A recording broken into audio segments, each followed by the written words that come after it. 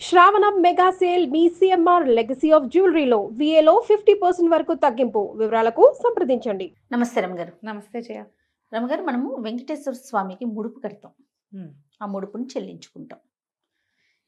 ఏ ఏ సందర్భాల్లో, అంటే పలానా సందర్భంలో స్వామివారికి ముడుపు కట్టాలి అని అట్లా ఏదన్నా ఒక చెప్పడం జరిగిందా రమగారు? లేకపోతే మనకు వచ్చిన సమస్యను బట్టే ముడుపు కడతామా? అంతే జయ. అది ఇవి అలవాట్లు, పద్ధతులు కొన్ని కొన్ని ఊళ్ళల్లో, కొన్ని కొన్ని ఇళ్లల్లో ముందు రోజుల నుంచి వచ్చినవి. అవి కూడా ఏంటంటే ఏదైనా ఒక పని మొదలు పెట్టేటప్పుడు అది సక్రమంగా అవ్వాలి, అయ్యాక వస్తామని, అవుతుండగా వస్తామని, దానికోసం నిన్ను ఇప్పుడే మా ఇంట్లో ప్రతిష్ఠించుకుంటున్నాం, నీ కోసమని పక్కన పెట్టాం అని స్వామికి చెప్పుకోవటం. మన భక్తి, మన విశ్వాసాన్ని ప్రదర్శన. ముడుపంటే అదే. మన భక్తి తాత్పర్యాలు ఏవైతే మన లోపల ఉన్నాయో స్వామి పట్ల అది ప్రకటించుకోవటం. ఓకే. ఏమేమి కడతారు జనరల్గా ముడుపులు? ముడుపు ఎప్పుడు కడతాం? పిల్లలు పెళ్ళిళ్ళు కావట్లేదు, ఎవరైనా పెద్దవాళ్ళు వెంకటేశ్వర స్వామికి ముడుపు కట్టు, పెళ్ళయ్యాక పిల్లలతో పాటు తీసుకొస్తానని, పిల్లల్ని తీసుకొచ్చి చూపిస్తానని అంటారు. అప్పుడు ఏం చేస్తాం? మా పిల్లాడి పెళ్లి కావాలని ఓ శనివారం నాడో, ఓ శ్రావణ నక్షత్రం నాడో ఇలా కట్టుకోవచ్చు ముడుపు.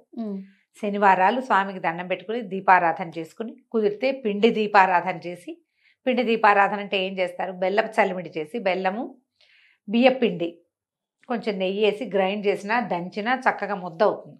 కొంతమంది పంచదార చలిమిడి చేస్తారు, ప్రాంతాన్ని బట్టి మారుతుంది. ఓకే. ఈ చలిమిడిని దీప ప్రమిదలాగా చేసి దాంట్లో ఆవు నెయ్యి వేసి ఒత్తేసి స్వామికి దీపారాధన చేసుకుంటాం. ఓ 2 పువ్వులు సమర్పిస్తాం, 2 తులసి దళాలు సమర్పించి ఏదైనా వెంకటేశ్వర కరావలంబమో, వెంకటేశ్వర వజ్రకవచమో చదువు, లేకపోతే ఉన్నాయి కదా ప్రపత్తి, సుప్రభాతము, ప్రపత్తి, మంగళాశాసనం, ఇవి చదువుకుని ఓ కొబ్బరికాయ కొట్టి కాస్త వడపప్పు, పానకం నివేదన పెట్టి దీపం వెలిగిస్తాం. ఈ చలిమిడి పిండి దీపారాధన చేసామనుకో, ఆ చలిమిడిని ప్రసాదంగా తీసుకున్నాం. దీపం కొండెక్కిపోయాక దాన్ని ప్రసాదంగా తీసుకోవాలి. దాని మీద బొట్లు పెట్టి పసుపు రాసి చేయకూడదు. మేము అట్లా కాదు, అసలు దాన్ని ప్రసాదంగా స్వీకరించము. నివేదన అయ్యాక ఏం చేస్తావో చెప్పు. దీపం పెట్టావు, ఆ పిండిని బయటపడేసే పద్ధతి అయితే నాకు తెలియదు జయ. ఇటీవల ఎవరో నాకు ఒక వీడియో పంపారు, పిండి దీపారాధన ఎట్లా చేయాలి. పిండి దీపం పెట్టి, తెల్లటి దీపం, పిండి దీపం, బియ్యపిండిది, దానికి చక్కగా పసుపు రాసి పెట్టి అందంగా అలంకారం చేసి పెట్టారు. చూడ్డానికి బాగుంది. నువ్వు దాన్ని ప్రసాదంగా తీసుకోవాలంటే దాని మీద బియ్యపిండి, పసుపు, కుంకుమ పెట్టింది ఎట్లా ప్రసాదంగా తీసుకుంటావు? పసుపు కుంకుమ తీసుకోలేకపోతాం కదా. కదా.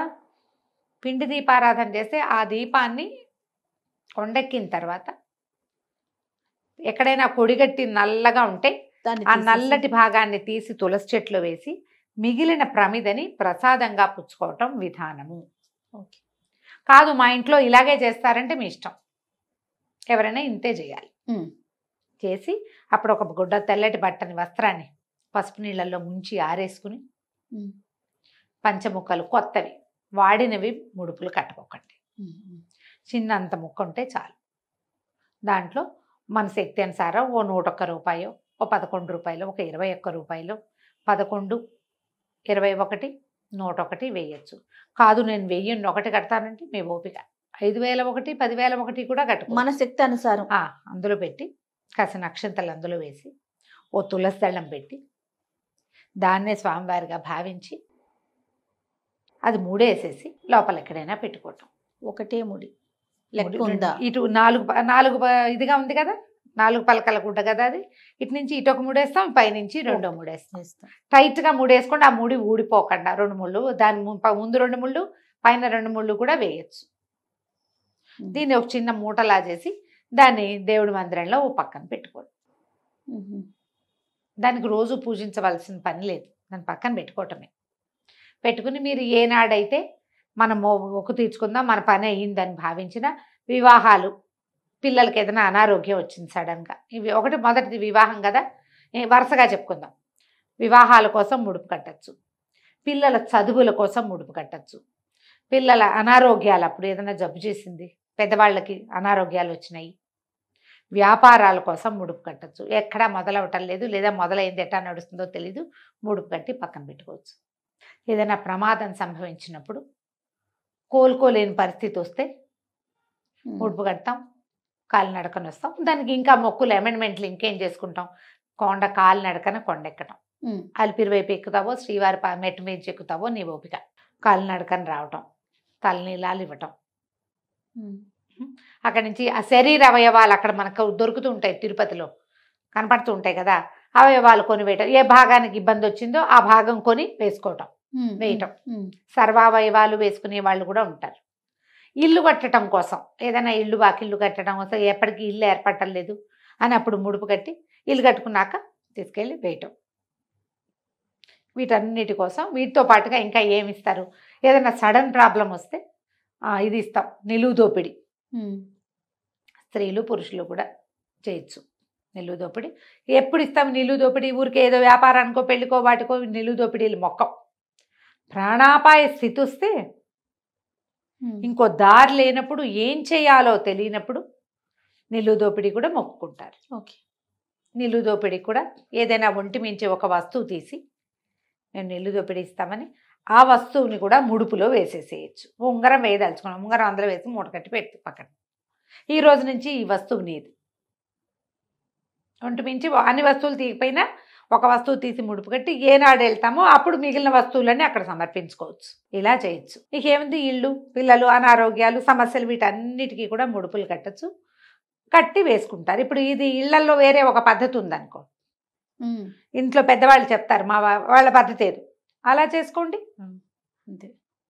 ముడుపు కట్టి పక్కన పెట్టుకోవడం, సమర్పించడం. సాధారణంగా తిరుపతికి ముడుపులు ఉంటాయి. పిల్లలకి తల వెంట్రుకలు ఇవ్వాలనుకుంటామా మనం, ఏడాది లోపల ఇవ్వదలుచుకున్నాం అనుకో, కానీ మనకు వెళ్ళటం కుదిరేలాగా లేదు. ఇప్పుడు అవకాశాలు ఉన్నాయి జయ. పాతకాలంలో ఏముండేది కాదు కదా, కుదిరేది కాదు. 4 కుదరాలి, డబ్బు కుదరాలి, ప్రయాణ సన్నాహం కుదరాలి, ఇంట్లో పెద్దవాళ్ళందరూ కలిసి రావాలి, యాత్రలకు వెళ్ళడం సులువు కాదు. ఇప్పుడే ఉంది, మనం ఎప్పుడు కావాలంటే అప్పుడు చిటుకని బుక్ చేసుకుని వెళ్ళిపోతున్నాం. అవును, ఇది వరకు కుదిరేది కాదు. అప్పుడు ఏం చేసేవాళ్ళు, ఏడాది లోపల మనం వెళ్ళడం అవ్వలేదు, ఈ లోపల తల్లి గర్భవతి అయింది మళ్ళీ, అప్పుడు జుట్టు తీయరు కదా, అప్పుడు ఏం చేసేవాళ్ళు, ఆ తల వెంట్రుకలు తీయించేసి అన్న కొద్దిపాటి వెంట్రుకల్ని మూట కట్టి పక్కన పెట్టేవాళ్ళు. జుట్టంతా మూట కట్టే చోట వీళ్ళని కూడా చూశాను నేను. అప్పుడు 100, 101 రూపాయి వేసి, ఇందాక ముందు చెప్పినట్టుగా అక్షంతలు వేసి, ఈ హెయిర్ పెట్టేసి అందులో ముడుపు కట్టి దాన్ని పూజా మందిరంలో పెట్టేవాళ్ళు మాత్రం కాదు, దాన్ని విడిగా భద్రపరచుకునేవాళ్ళు. జుట్టు ఉంది కదా, అదే జుట్టు ఒకసారి తలమించి కిందకు వచ్చాక ఇంకా జుట్టుకు విలువ లేదు, అది పనికిరాదు. దేవుడి మందిరంలో పెట్టకూడదు. తల వెంట్రుకలు ముడుపు కడితే మాత్రం దాన్ని పొట్లం కట్టి ఓ చోట పెట్టుకోండి. ఆ ముడుపుతో ఈ వెంట్రుకల్ని అందులో వేయము అంటే, ముడుపేమో దేవుడి దగ్గర పెట్టండి, వెంట్రుకలు పొట్లం కట్టి ఇంకో చోట పెట్టుకోండి. సమర్పించేటప్పుడు ఎలా రమ్మగారు? పట్టుకెళ్ళి ఇస్తే మనం ఎక్కడైతే అప్పుడు మనం వెళ్ళినప్పుడు జుట్టు ఇస్తాం కదా పిల్లలకి, మళ్ళీ అప్పుడు ఇగో ఇది మనం ముందు తీసింది అంటే అక్కడ ఒక ఇది ఉంటుంది, అందులో వేయండమ్మా అని చెప్తారు. కానుకలు ఒక దగ్గర, మనము కానుకలు ఇచ్చేదేమో మనం అక్కడ ఏది అది హుండీ దగ్గర, ఈ తల వెంట్రుకల ముడుపు ఉంది అంటే అది ఇందులో వేయండి అని చెప్తారు. ఓకే, ఇక్కడ వేసేసుకోవచ్చు. మీరు వెళ్ళినప్పుడు చూడండి, కళ్యాణ కట్టలు, చిన్న చిన్న కళ్యాణ కట్టలో కూడా ఒక పెద్ద దీని లాంటిది కనపడుతుంది. తల ముడుపు కడితే కనుక అందులో వేయచ్చు, సరిపోతుంది. ఇప్పుడు మామూలుగా మనం జుట్టు మొక్కున్నాం అనుకో, వెళ్తాం, వెళ్ళలేదు తర్వాత వెళ్ళినప్పుడు ఇస్తాం అంతే, వాటిని ముడుపులు కట్టక్కర్లా. ఈ తొలి జుట్టునే ముడుపు కడతారు. ఏదైనా ప్రమాదం సంభవించినప్పుడు కూడా జుట్టు ఇస్తామని మొక్కుంటే అప్పుడు కూడా తలని ముడుపు కట్టచ్చు. తల తేయించేసి అవకాశం ఉన్నప్పుడు ఎప్పుడో వెళ్తాం, వెళ్ళినప్పుడు చేసుకోవచ్చు. వీటన్నిటికీనమ్మా ప్రధానంగా దేశాచారాలు, ప్రాంతాచారాలు. మన ప్రాంతంలో మామూలుగా మనకు ముడుపు అంటే వెంకటేశ్వర స్వామి, ఇది మన దేశాచారం. అవునవును. ప్రాంతాచారాలు నెల్లూరులో ఒక రకంగా ముడుపులు సమర్పిస్తారు, బందర్లో ఇంకో రకంగా సమర్పిస్తారు. అవి. మూడోది గృహ ఆచారాలు, మన ఇళ్లల్లో ఉండేవి, ఇంటి ఆచారం ప్రకారం. మన ఇంట్లో పెద్దవాళ్ళు ఏదో చెప్తారు, రామారావు గారు చెప్పారు నేను చెప్పినట్టు చేయమన్నట్టల్లా. నేను మీ ఇష్టం, మీ ఇంట్లో పెద్దవాళ్ళు అలా కాదు మేము ఇలా చేస్తామంటే నేను చెప్పింది పాటించకూడదు, మీ ఇంట్లో పెద్దవాళ్ళనే పాటించాలి 100% అదే కరెక్ట్. దాన్నే మనం స్వధర్మ నిధనం అని చెప్తాం. మన ఇంట్లో ఏది ఉంటే ఇంకా అట్లా వెళ్తాము. మీకు ఎవరు లేరు, చెప్పేవాళ్ళు లేరు, నువ్వు అడగదలుచుకోలేదు, అప్పుడు నన్ను ఫాలో అవ్వు హాయిగా. ఎప్పుడైనా ఇదే పద్ధతి. 7 శనివారాలు ఉంటాం, 9 శనివారాలు, వీటికి ముడుపులు కట్టాం, శనివారాలు ఉంటూ ఉంటాం అంతే. నోములు చేసుకునే వాళ్ళు ఉన్నారు కదా, 7 శనివారాల వ్రతాలు, అవి ముందంతా నా తెలియజేయ. మా శనివార వ్రతం ఏం లేదు, శనివారం 100% తలస్నానం చేయటం, ఒక పూటే భోజనం. వెంకటేశ్వర స్వామి ప్రపత్తి ఉన్నాయి కదా, చదువుకోవటం. అంతే. అసలు అబద్ధం ఆడకుండా ఉండాలి జయ. ఆ రోజు ఏదో చిన్నప్పుడు తిన్నామనో తినలేదనో తాగేసామనో తాగలేదనో మానేసామనో ఏదో చెప్తూ ఉంటాం. జీవితం కదమ్మా, చెప్తాం కదా. అబద్ధాలు చెప్పట్లేదు అని ఎలా చెప్పగలుగుతాం మనం? అదే కదా, చెప్పలేము. ఈ ఒకరోజు మాత్రం అది కూడా వద్దు. శనివారం నాడు ఏ అబద్ధమో ఆడద్దు మీరు. వెంకటేశ్వర స్వామికి మీరు చెల్లించుకునే మొక్కు అది. అలా పెట్టుకోవాలంట. ఇలా పెట్టుకోండి. ముడుపులు ఏవైనా కట్టుకోవచ్చు. దానికల్లా ప్రధానంగా పసుపచ్చటి బట్ట, ఒక కాయిన్తో పాటు కొంత రుసుము, కొన్ని అక్షతలు, ఓ వక్క కానీ ఏదైనా పెట్టచ్చు. పెట్టలేకపోయినా పర్వాలేదు. తులసి దళం పెడతాను జయ నేను మాత్రం. దళం ఎండిపోయినా అదేం అవ్వదు. దళం 3-4 రోజుల్లో పోతుంది. పువ్వులు లాంటివి పెట్టామనుకో అవునవును పాడవుతాయి. అవునవును. కానీ తులసి దళం అలా అవ్వదు. వెళ్తుంది స్వామివారికి సమర్పయామి, ఇబ్బంది ఏం లేదు.